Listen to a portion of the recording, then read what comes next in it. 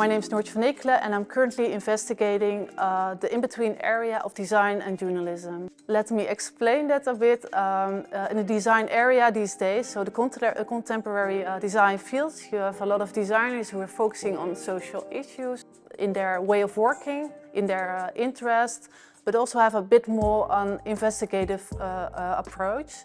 On the other hand, even in journalism, you have a certain development that you can also see or interpret it as design or art. For example, journalists who experiment with theater to engage with their audience. That in-between area between design, a bit art, even some technology and journalism, that's an area that we found very interesting.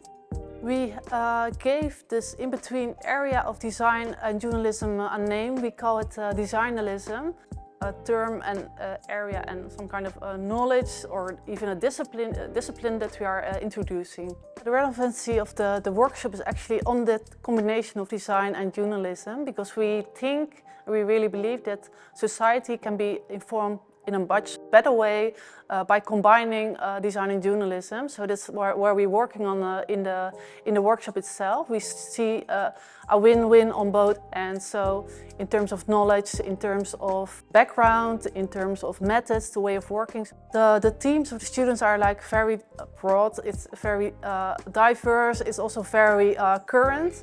Some students are working on issues regarding climate change, which is like very relevant. AI, of course, healthcare, so the access to healthcare here in Italy, but also abroad. Internationally, it's like a really difficult thing, very urgent as well. But even the more political or economical issues and topics are for the students very relevant to work on. In this workshop program we really aim to experiment with the students. So in a very broad sense of this word, actually we aim to avoid the traditional ways of communicating.